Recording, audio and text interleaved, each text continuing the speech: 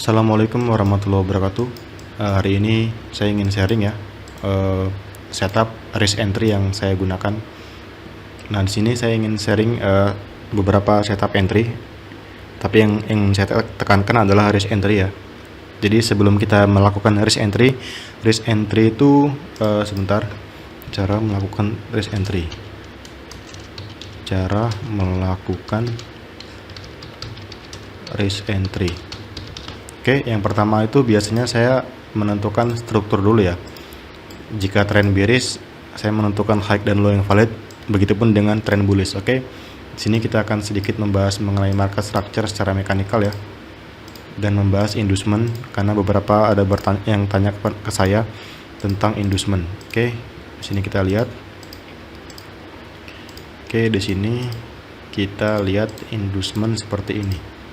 Nah, di sini kita lihat ya, pola di struktur secara teori dengan di market itu nggak mudah ya. Ada yang menganggap seperti ini doang bos ya. Nah, sini ada beberapa channel YouTube yang menganggap beberapa swing high itu semuanya bos ya. Padahal kalau secara mekanikal bukan ya. Tapi saya nggak tahu mereka belajar di mana.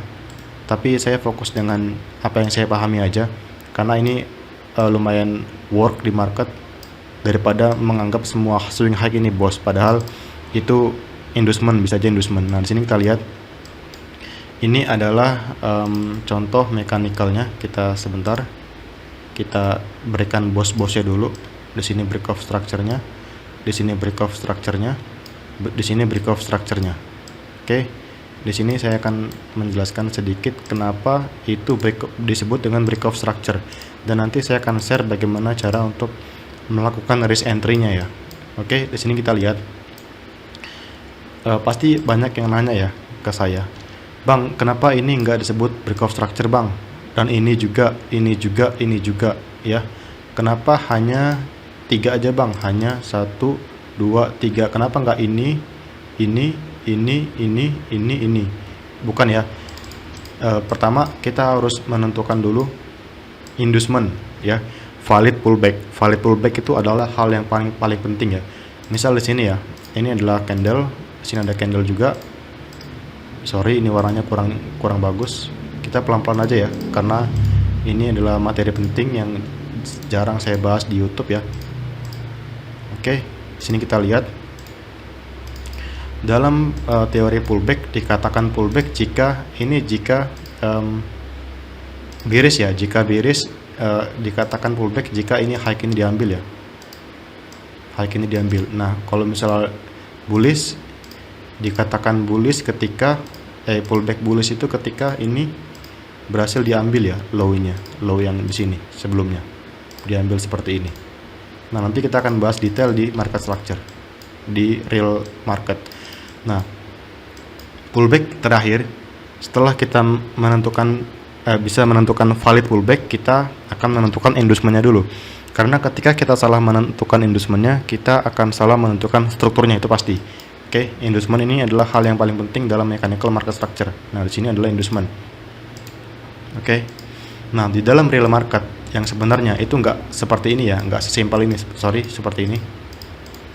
Pullback diambil, terus pullback diambil. Nah, sebentar, ini teori kita belajar berpikir kritis ya, untuk membedakan mana bos, mana bukan. Oke, karena banyak yang bertanya kepada saya, sangat sulit membedakan inducement dan inside bar. Oke, sini kita lihat, nggak sesimpel ini ya. Nggak, pullback itu kadang-kadang cuma satu ya, tapi kadang-kadang lebih seperti ini.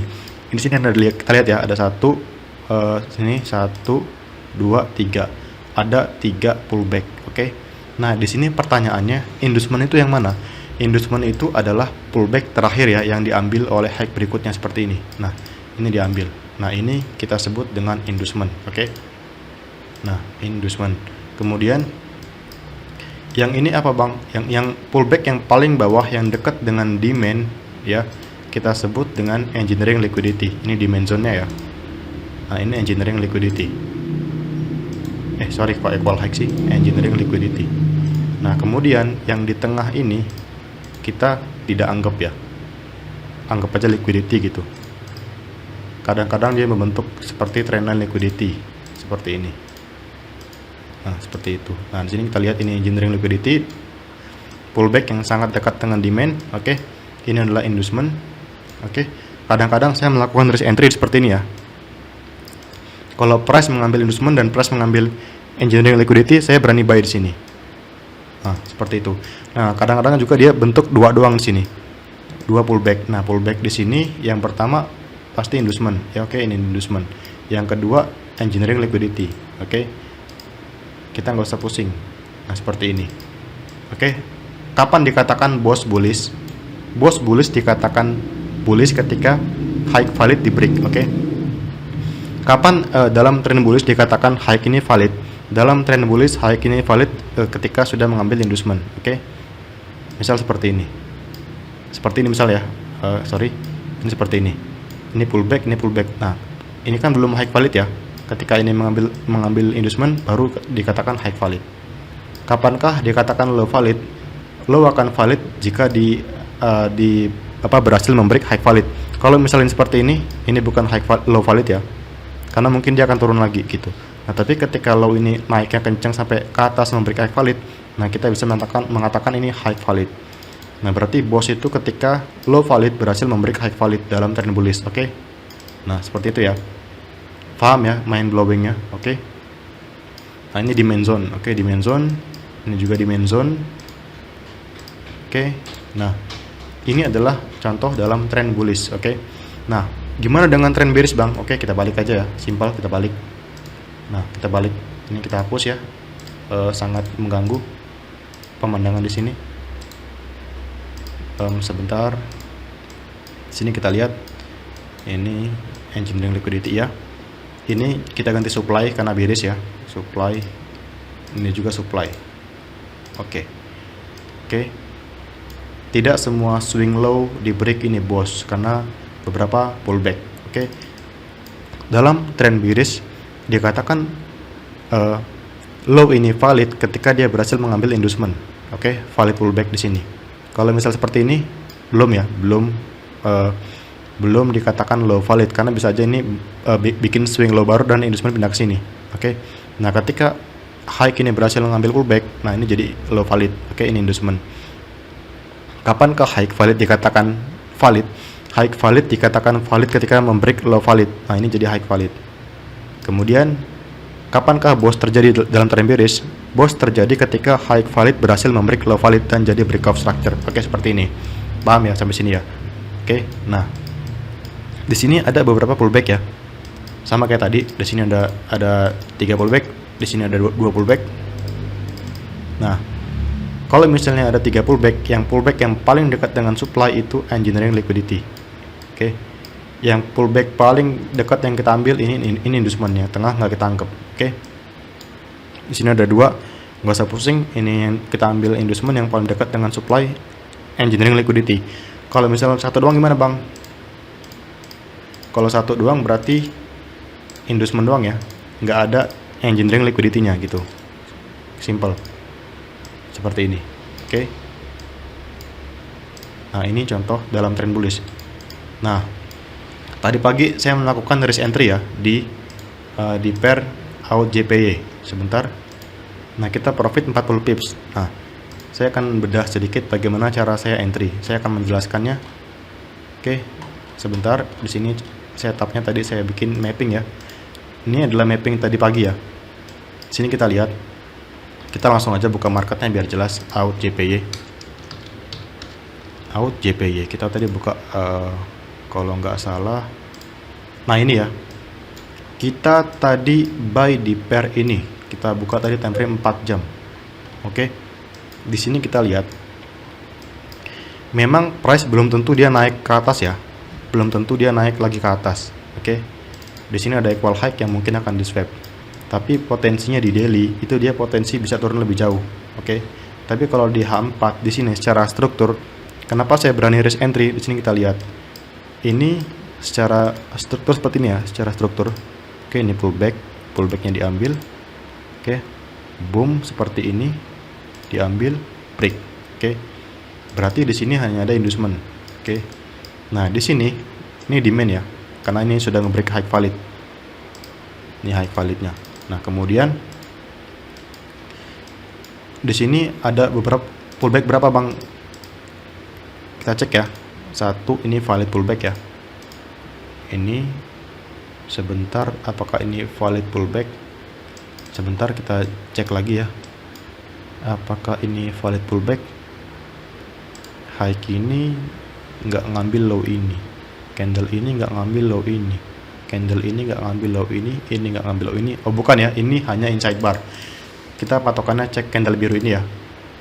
Candle biru ini low-nya nggak ada, yang setelahnya ini nggak mengambil low candle biru ini yang paling gede ini. Jadi ini inside bar. Oke, di sini hanya ada satu inducement ya. Ini inducement, sorry. Nah, ini adalah low yang valid. Oke, low yang valid di sini. Price sudah mengambil inducement di sini. Nah, saya berani masuk buy.